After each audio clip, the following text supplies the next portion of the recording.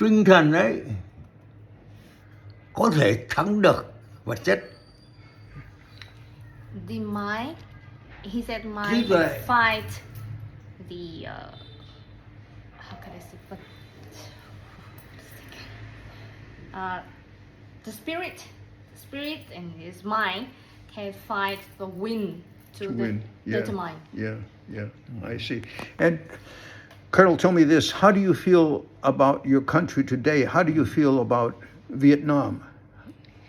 Ông cảm thấy thế nào về đất Việt Nam ngày hôm nay, đất nước Việt Nam ngày nay? Ông này nói nốt, dân Việt Nam chúng tôi ấy có một lòng yêu nước rất cao.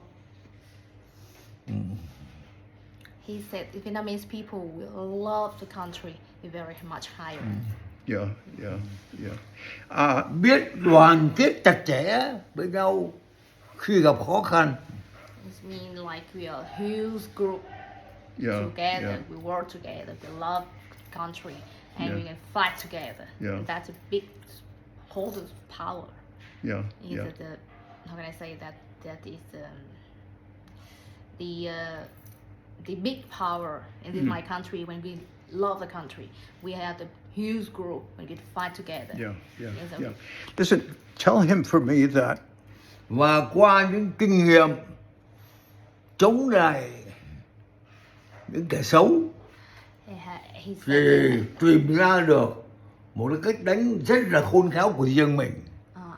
Okay. He said we have a lot of experience to how to fight with the bad guys, and we figure it out the way to fight with the enemies. The best way to fight the enemies. Well, tell him this for me. One of the things that I have learned, which really surprised me, and that exists only at Vietnam, is that very young people love their country. Can you tell him this? Ông ấy nói là ông ấy can you say that again? Sure. One of the things that I found out, that I learned, điều ông ấy học được là that exists only in Vietnam, chỉ có ở Việt Nam, is that young people, very young people, người trẻ ở Việt Nam rất trẻ, love their country, rất yêu đất nước mình. Because I have many followers on TikTok, and they're all very young, and they all tell me how much they love their country. Tức là ông có rất người bạn trẻ ở Việt Nam theo dõi ông trên mạng TikTok và những cái trang web mạng xã hội, và họ nói rằng là họ rất yêu đất nước Việt Nam. Để ông rất ngạc nhiên về điều đấy. Yêu đất nước Việt Nam ấy, nó là một cái đạo đức, một cái trách nhiệm, một cái nhiệm vụ của bất cứ người Việt Nam nào. Chúng tôi nói là tổ quốc là trên hết. Chứ không phải là vua chúa, không phải là tiền bạc, không phải là danh lợi trên hết, mà tổ quốc là trên hết. Cho nên ở Việt Nam có câu mà Hồ Chí Minh ấy đã khái quát lại hai điều. Một là trung với nước, trung thành với nước. Thứ hai là hiếu với dân, tức là phục vụ nhân dân. And he said, as our country, we have the responsibility, duty, and the how can I say that, is like in ethics with my country, with our country.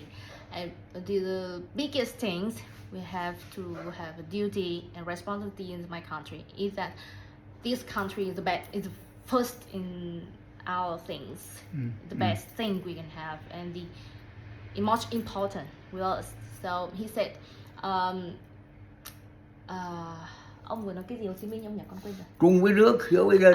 Have loyal with the country. Loyalty. Your loyalty with the country and phục vụ nhân dân. Service to the people. Mm, mm, Yeah, so I this- see. I see. Colonel, tell me about Ho Chi Minh. How important was he in the success of Vietnam? Cái sự thành công nào dẫn đến cái thành công nào của Hồ Chí Minh đã làm thế nào để dẫn đến cái sự thành công của Việt Nam?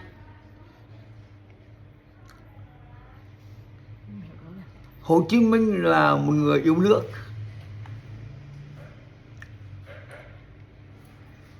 Ông cứ nói đi, ông Yêu nước. Muốn cứu nhân dân ra khỏi vòng nô lệ với một cái truyền thống tốt đẹp của dân tộc mình. Muốn tìm cách biết trên thế giới làm sao mà dân người ta được độc lập mà mình bị nô lệ, cho nên đi tìm đường cứu nước. Ho Chi Minh is the guy who loved his country, and he want to find how to save his people. He want to find out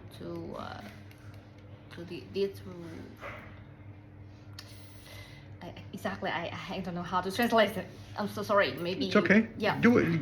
Just do your best. Go. And he said Ho Chi Minh City is going after this country to find a way to save the country. Yeah. And Ho Chi Minh City is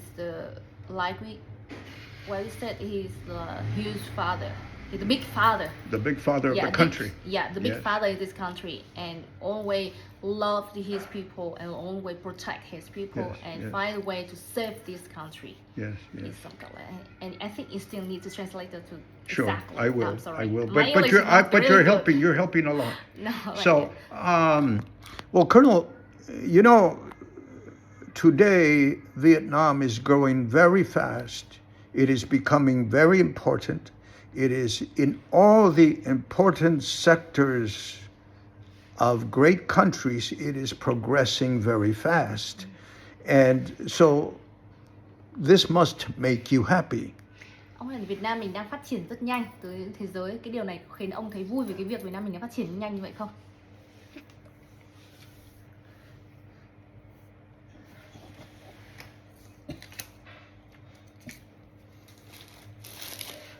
Việt Nam là có 4.000 năm văn hóa, rất coi trọng học vấn, trí tuệ, trí thức, và rất coi trọng những người tài.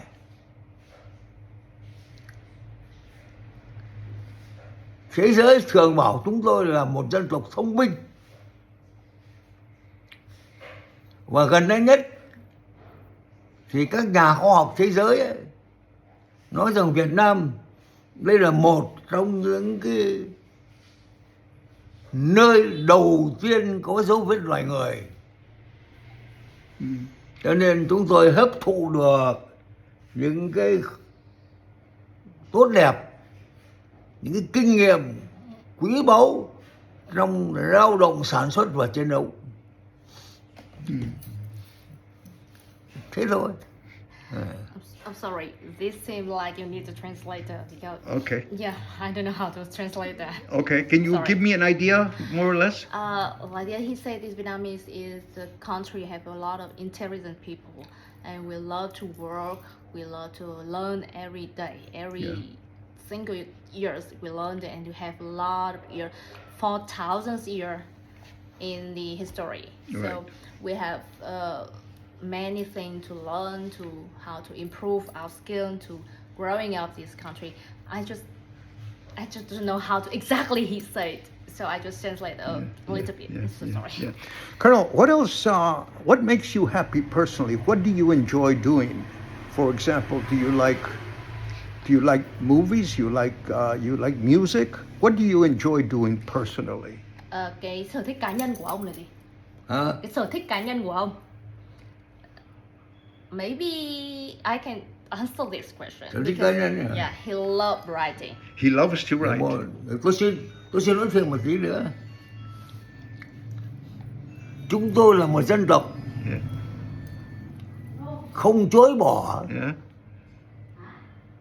không coi thường We not refuse, we not deny. những cái tốt đẹp của nhân loại. Everything is beautiful thing in the world. We not deny, we not refuse everything in the world. We have the country. We love everything in the world. Yeah. Yeah. His music. He's Yeah. continue that Yeah. this topic. Yeah. Chúng tôi biết tìm những cái tốt, cái hay, cái đẹp của châu Âu, châu Mỹ, của loài người, đem vào trong nước mình, vận dụng trong điều kiện của nước mình để mà tiến lên, để mà phát triển. I don't know how to explain that. Our country, we know how to learn the best thing in the world from Europe, from South Africa, from North Africa, everything in the world. With the best thing in the world, we bring to this company, bring this to the country, and we, how can I say? Yeah, they make it this best thing in the world to become this our country and improve that to the best in our country. It's something like that. I'm sorry. I still don't know how to exactly translate how it's. Well, I'll get a translator also. Okay, thank but you. But you're helping a lot. You're helping Thank a you. lot. Thế là ông thích cái gì hả? Colonel, tell me this. What is the secret to attaining happiness for most people? What is the secret for reaching happiness? Reaching happiness? Yes. How? What? But you know that because my father, he is the old people, so not exactly like but he doesn't know how to searching in the YouTube for something like that or some social media. He didn't know that. So the most thing he love every day is writing. And he he used to be a journalist, so he writing, he reading, and he wrote books, a lot of books about Ho Chi Minh City, and he write a lot for the news, for the newspaper, the old newspaper, like the papers, not the news. I on see. the social So media. he has written books, but he was also a newspaper journalist. Yes. I see. Yeah, he the one of the first. Ông là một trong 10 nhà báo đầu tiên của Việt Nam nhỉ ông nhỉ?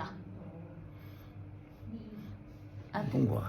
Chị Dung bảo con đấy là cái thế hệ nhà báo đầu tiên của Việt Nam. Không đúng. Thế là thế nào? Chị Dung bảo con. Báo chí của Việt Nam ấy là xuất hiện từ khi Pháp vào xâm chiếm Việt Nam. When the front joined to Vietnam and the journalist has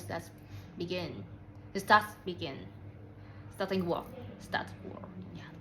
So the journalist he's not the first people in the journalist in Vietnam, but he have how can I say he have a ticket. I remember ông có cái thẻ nhà báo cũ của ông đâu nhỉ? Con mượn cái thẻ nhà báo cũ của ông. Cái thẻ nhà báo của ông ấy, cái thẻ nhà báo thời đầu tiên ấy, chị Dung chị bảo con ạ.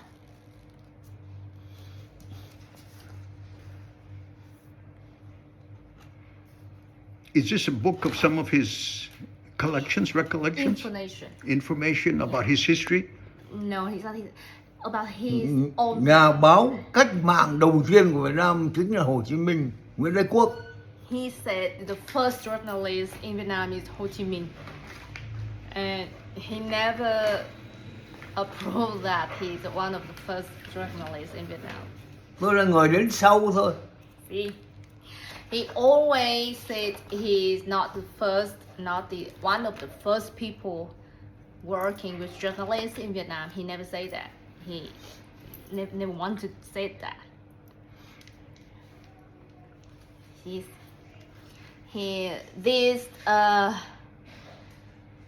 From yeah, press cut about journalists, but the still news.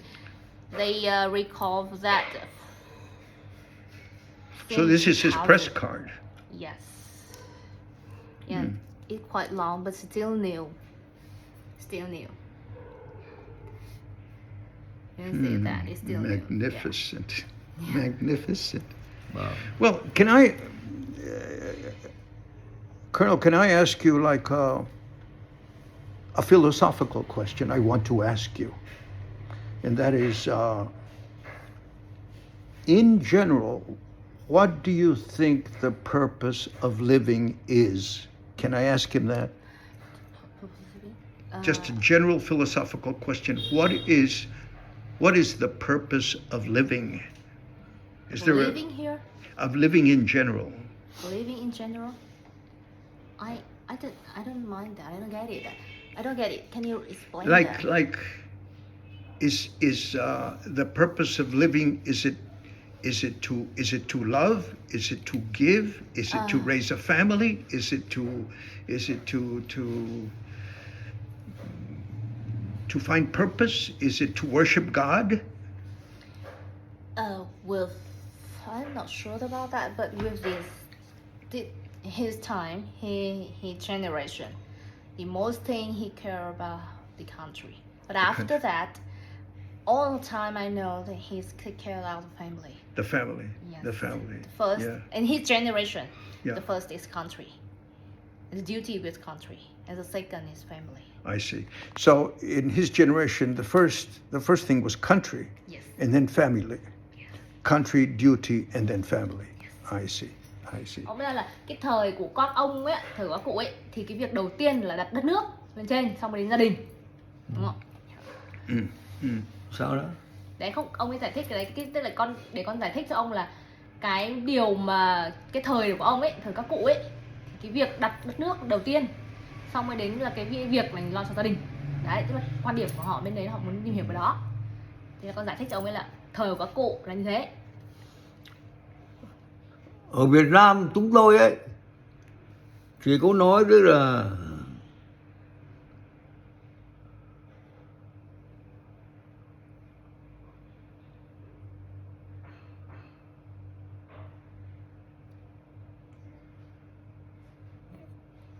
nếu không có đất nước, không có tổ quốc ấy, thì gia đình có lẽ là không có và không tồn tại được. It means without the country, without the hometown, without the whole country, we don't have family, and the family that doesn't exist.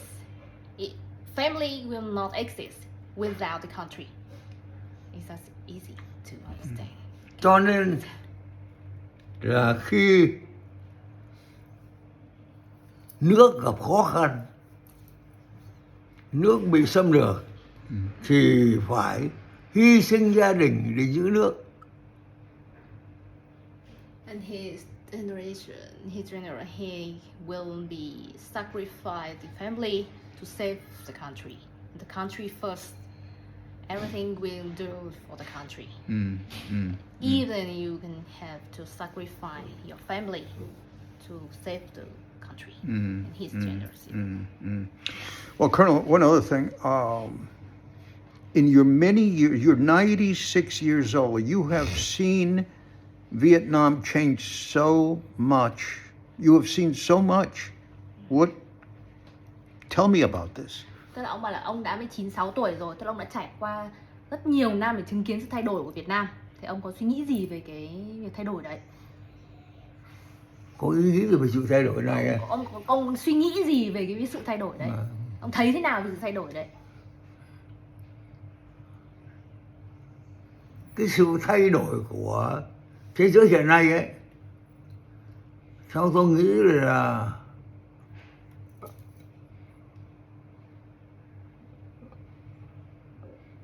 nó là một sự cũng bình thường thôi, vì khoa học càng ngày càng phát triển, mà xu thế của thế giới thì càng ngày càng tiến bộ. Nhưng mà con người, trí tuệ con người, lương tâm con người, mong muốn của con người là sống chung hòa bình, thì theo tôi là nó sẽ hình thành và có thể đó là cái phương châm sống còn của con người, của thế giới. This part is hard to translate, so I'm so sorry. Because if I translate by, Try it, and then later I'll translate it. I'll get a translator as well. it means the humanity. It's human being in the world. It's about the peace and love in the world. And he say, how can I say that? And he say, it's that kind of normal with the process, with the growing up in this country, and he kind of feel like normal with him. And he say when in the future, in the human being with love and peace, it kind of is the best in the world. I don't know how to translate exactly. Well, you what he did. say. You did very good, honey. You did very good. Well, Thank you. Colonel, I want to tell you this. You know, today there are Vietnamese people almost in every country in the world, and everywhere Vietnamese people are, they are respected and admired. Because they are honest people and they work very hard. This is true everywhere in the world. Can you tell him that? Every human. Today, there are Vietnamese people who live in every country in the world. Ngày nay rất nhiều người Việt Nam sống trên tất cả các nước trên thế giới. No, okay. Yes. And everywhere they are admired and respected. Và tất cả những cái nước mà có người Việt Nam sinh sống ấy, là những người Việt Nam đấy họ đều làm việc rất chăm chỉ. Họ là người tôn trọng cả đất nước, tôn trọng con người, và họ là những người mà họ làm việc cũng như là họ cống hiến rất là. Tức là làm sao? Tức là người Việt Nam rất tuyệt vời, nó thấy rất cụ thể nhiều. Người Việt Nam rất tuyệt vời, đang sống rất nhiều nơi ở trên thế giới, và người Việt Nam rất là tuyệt vời. Đấy. Rất là gì? Tuyệt vời. Tuyệt vời. What do you think? Ông nghĩ thế nào về cái việc những người Việt Nam ở các nước trên thế giới đấy? Dân Việt Nam chúng tôi ấy, thì có một câu nói rất là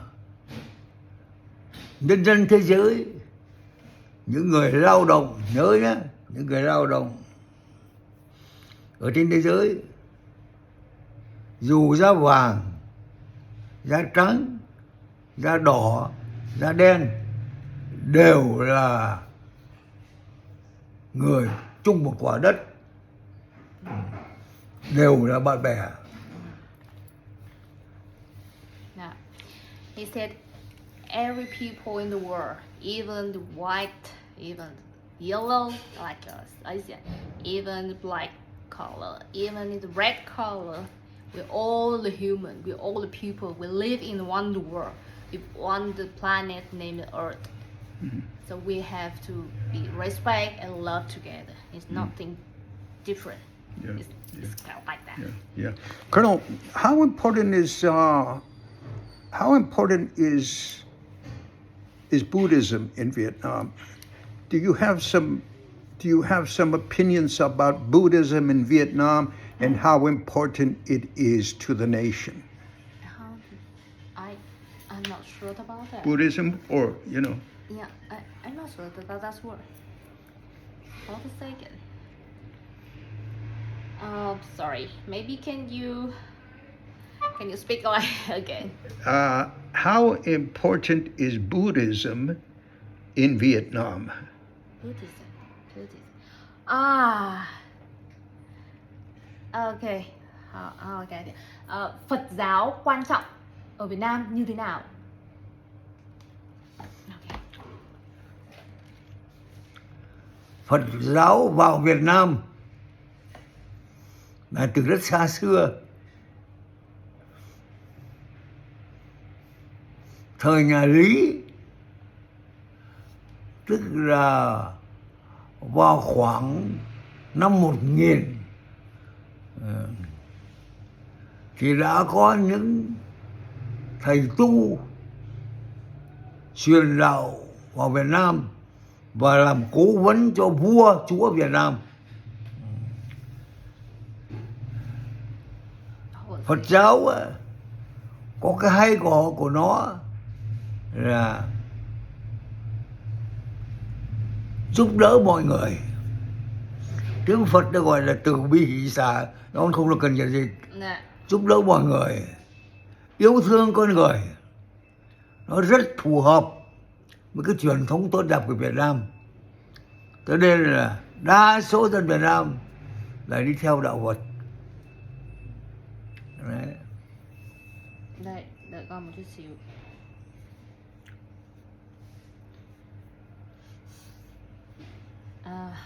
See, I guess I need to write that. You need to write it. You need Yeah, to. because I can't remember everything he said, so I need to write that. Okay, Buddhism entered Vietnam since the Lý Dynasty in 1000. There were monks who preached to Vietnam as advisors to Vietnamese kings. Buddhism has good things about helping people and loving people, so it is suitable for Vietnamese people. I see. Very good, very good. Thank you. Colonel, do you go to pagoda, to Buddhist pagoda? Pagoda when he Does- yeah when he was young. When he was young, Yes. he would go? Khi hồi trẻ ông có đi chùa, đi thăm các chùa các thứ không? Có. Yes, and when he was young. Có đi, Yeah.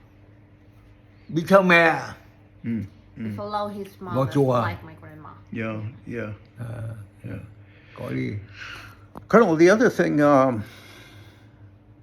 one of the things that surprises me is that Một trong những điều ông ấy ngạc nhiên. Yeah. even though you lost 3 million people Yeah. to the French and the Americans, Yeah. there is no hate in Vietnamese Yes. people. Ông ấy nói rằng là điều rất ngạc nhiên đó là chúng ta đã mất rất nhiều người trong cuộc chiến tranh Việt Nam, 2.000 con người đã hy sinh trong cái cuộc chạy Nói hoại. là ở trong chiến tranh Việt Nam thế nào? Tức trong cuộc chiến tranh Mỹ và Pháp, Ờ. tức là đã rất nhiều người chết ý. Nhưng mà người Việt Nam mình không ghét, tức là họ không ghét, Sao là không chết chứ? không ghét, Không họ ghét. không ghét, tức là họ đã có rất nhiều sự hy sinh và mất mát nhưng họ không ghét.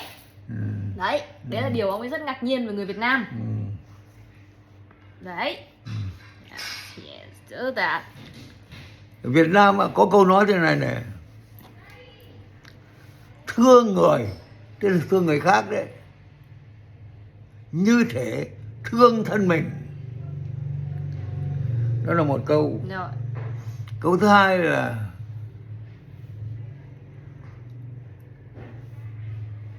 chữ Hán, đó là câu là kỷ sở bất dục của thi nhân. Nhưng Không dịch con được. không dịch ở đâu. Con nói là điều mình không muốn làm cho người khác chừng Yeah. điều mình không muốn người khác Rồi, làm con cho hiểu. mình thì mình đừng làm cho người khác. Cho nên là đối với tất cả mọi người, Việt Nam đều coi như là anh em, bạn bè. Người ta chống lại mình như Pháp, Yeah. như thanh niên Mỹ là có nhiều lý do. Yeah. Một là công dân thì phải phục tùng chính phủ. Yeah. Hai là bị lừa bịp. Rồi. Ba là không hiểu được cái đất nước mình đến, cho nên là họ gây ra những cái việc đấy. Rồi, cái này con sẽ. Không chắc họ đã ghét mình, Rồi. cho nên mình không nên ghét họ. Ủa chết rồi. Chết rồi. Thế đấy, nói ngắn để con dịch cho nó vừa.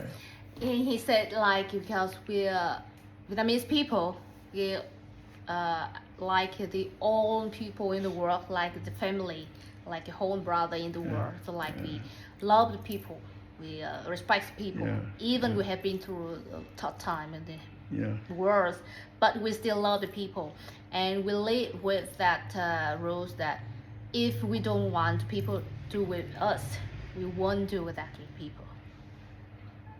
Can you understand that? So it means if, how can I say that? If we don't want people to do something to me, we will do not do to exact. that. Yeah, do yeah, that. yeah. That's So the that- golden rule. Yes, yeah. So that's why the Vietnamese people will always love the whole world. Even Yeah. we've been through the wars, we still love the people. We will respect the people because he said, maybe with the military, they didn't know exactly my country. They didn't know how we did with my country, and they just do duty with the military, with duty with this country, their country. So they didn't know how Vietnamese people was, how to this country was. They just do exactly their government using them. Yeah. So they said, we don't hate them. We just love the people. That's something like that. Okay, thank you so much. Okay, one more, the last one. Well, I wanted to say to him that many things have surprised me about Vietnam. Yeah. But the thing that most surprised me is how kind and helpful people are here. Exactly that. Like my father said, because Vietnamese we have Muslim, Buddhist. How can I spelling that word? Buddhism. Buddhism. Yeah. So the Buddhism had a rule, we love people.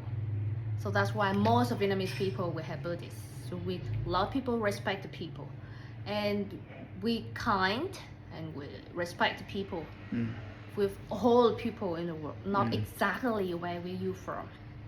That if you asking my father that, he explained to.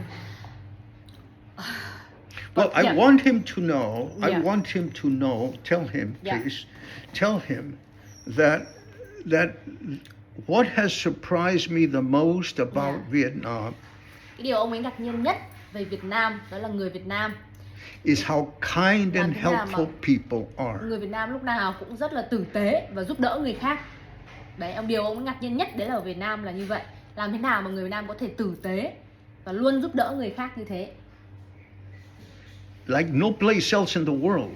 Và không có nỗi nào trên thế giới giống như người Việt Nam cả. Không được giống như ở Việt Nam hết. And tell him I have Yeah. lived in several cities in America. I lived in Europe. Ông đã từng ở rất nhiều nơi trên thế giới nhưng ông chưa thấy một nơi nào như Việt Nam. Thứ nhất là cảm ơn ông về cái nhận xét này. Yeah, grateful and thank you about your compliment. Yeah, yeah. How many books on Ho Chi Minh have you written? Ông đã viết bao nhiêu quyển sách về Hồ Chí Minh? Khoảng gần 50 quyển. 50. 50. 50. 15? T. 15, like 1-5? No. 50. 50. 50 books. 50 That's books. incredible. So you've done a lot of research. Yes. Yeah, he has. Ông đã viết được 50 cuốn sách về Hồ Chí Minh. Ông ấy rất là ngạc nhiên về điều đấy.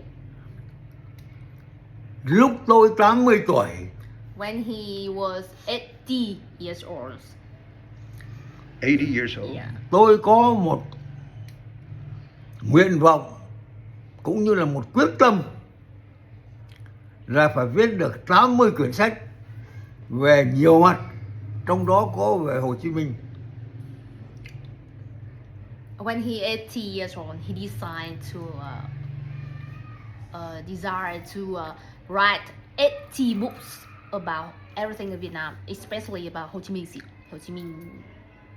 Yes, Ho Chi Minh. Yes. I always think about city. Nhưng mà tôi phấn đấu But he tried, đến năm tôi 90 tuổi and he tried when he 90 years old, thì tôi đã viết and he được write tất cả là 100 quyển sách về các vấn đề. 100 books, many things in Vietnam, include about Ho Chi Minh. 100 books. 100 books. That's his goal. That's his goal, to write 100 books. Yes, I know. Thế là tôi tự khen mình là đã chiến thắng. And he said he's compliment himself. He's winner. He's a winner. Beautiful. Yeah. Colonel, what do you enjoy eating? What do you like to eat? And now or the whole his life. Now, Yes. is now my father. He have full, so that you say he's too old, so he love to eating something smooth, something Yeah. like soup, something like Yeah. something Yeah. some kind like you try in Vietnamese Yeah. bánh đa, Yeah. some kind like that. I mean, like he said, he don't eat much meat, and most of the time he eat fish. Fish. And I think the key of his health because he eat fish, Yeah. and he don't eat beef. Yeah. Yeah. He doesn't eat beef for over 60 years old. 60. Yeah. I see. For a long time. Yes. Yes, He yes. just vegetable. He just rice and egg and fish. Eggs every and fish. kind, yeah, Every fish. every kind of fish. Colonel, what did your father do? What did your father His do? father, ông ơi, ông nội mình thì mình dùng là ông nội là quan trong triều. Tại sao ông biết? Không, ông ấy hỏi ông nội mình làm gì. À, ông nội tôi là một quan võ. I can't translate that, but he's some like he's a big job in the government right now. I don't know how to translate that, but the whole generation we have the king, and you know that. And my grandpa worked for the king. He worked for the Là king. Yes. tướng coi răng, The chief- General. tức là bảo vệ răng các vua ở thừa Huế. The general protect the emperor of the Hue city. And you know, in our country, we have a king, and in this whole long years ago, Yeah. many years ago, we have a king. The Qing And- dynasty in the north. Yeah, and my grandpa worked for the king. He's a general of the protect the empire of the king. I see. And we have three families so huge, and I can't remember.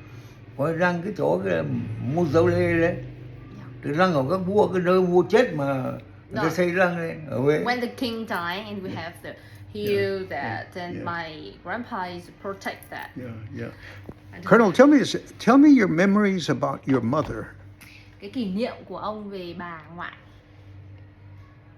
ký ức của ông về bà ngoại. Mẹ, bà hay là mẹ? Mẹ ông ấy. À, mẹ. Nè. Mẹ tôi để ấn tượng sâu sắc nhất trong tôi là lòng thương người. Rồi, con dịch nhá. My grandpa is giving my dad is with the thoughtfulness about she's love the people, and she's a thoughtful. She always think about the people first. People, his mother. Yes, and the story he tell me many years said about my grandpa. She's always helping people. She don't care where they from. She don't care how they live, or she don't care where they from or what exactly they're doing. She just love the people like naturally. I see. Yes, Khi một người ăn mày, yeah. When the homeless come to dù là our- đàn ông, đàn bà hay là trẻ con, Yeah. đến xin ăn, yeah. thì mẹ tôi mang ghế ra cho người ta ngồi. Yeah. When every single homeless come to our house, and my grandma will bring the chair for they sit and respect them. Rót nước Don't cho người ta care. uống. Yeah. Well, when bring them to water, she doesn't know.